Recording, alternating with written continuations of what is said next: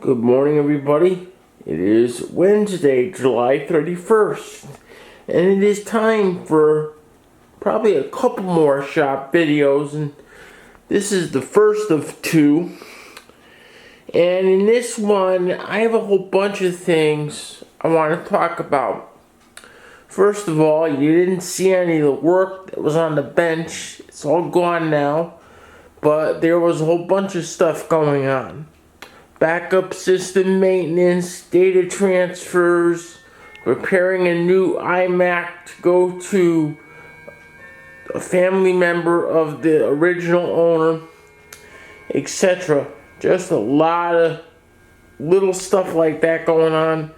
There's some more that needs to go on, but I have to get the machines actually in here, and one of those won't be coming until next week. So there's been plenty of action here all summer to keep the shop busy. Second thing is, for those of you that are in the Danbury, Connecticut group, which I was just approved to join on Facebook, is that welcome, hello. My name is Matt Smith. I run Litchfield County Computer in Woodbury, and all of you guys are probably thinking, why do I want to come up 84 to Woodbury when I can get service right here in Danbury? Well, I'm going to tell you why.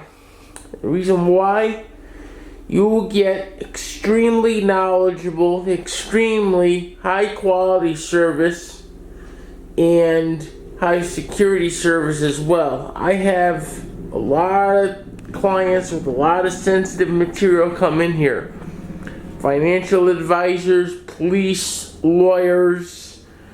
I do some work. I have done some work with the medical field. A lot of sensitive stuff comes in here, and I know how to treat it. Number two, very reasonable prices. The in-shop rate is $50 an hour. You're going to be hard-pressed to find that rate anywhere in the Danbury shops. Number three, you will get your stuff back extremely quickly. I try to keep turnaround down to 24 hours if possible, unless I need a part.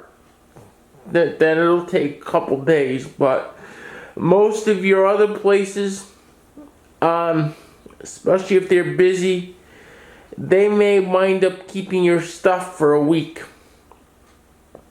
I know a shop in Waterbury that when he was busy before he moved, that was the typical situation.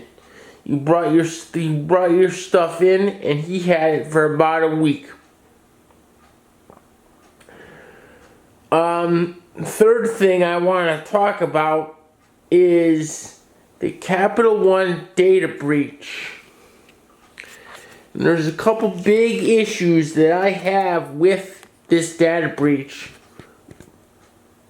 Issue number one is that I thought this data was being stored on Capital One owned servers in a Capital One data center.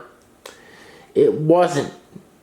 They had rented hosting from Amazon to host their data.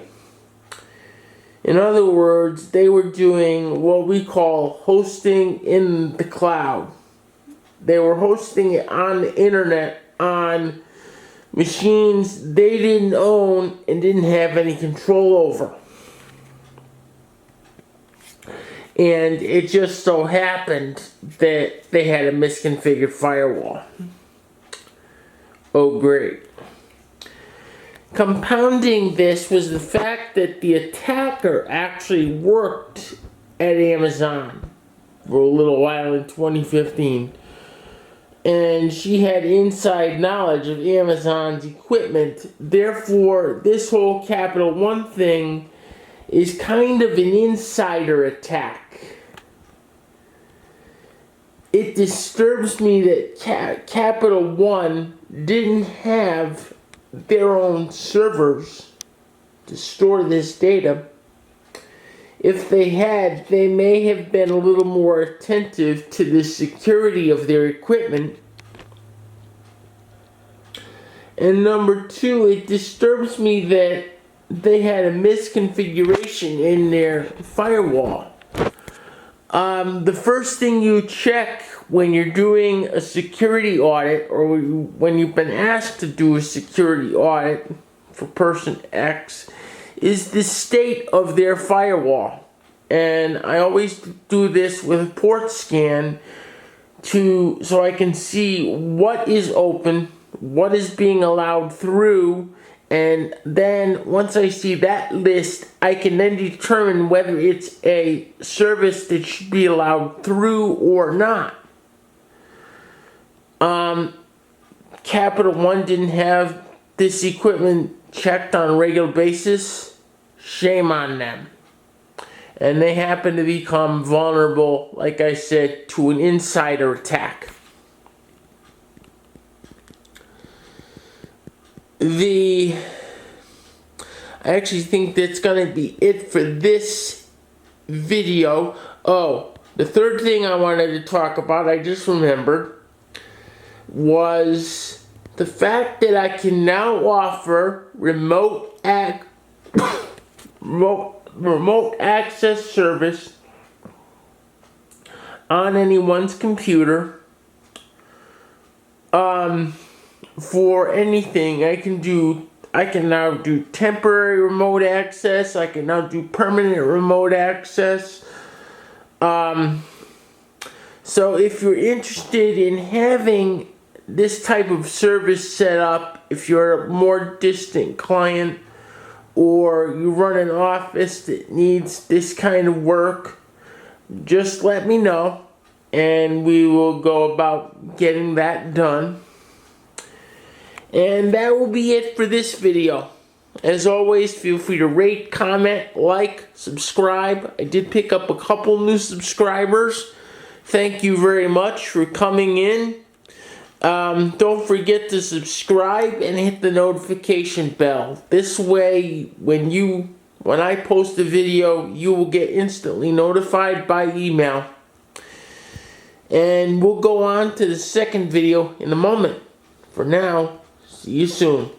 Bye-bye.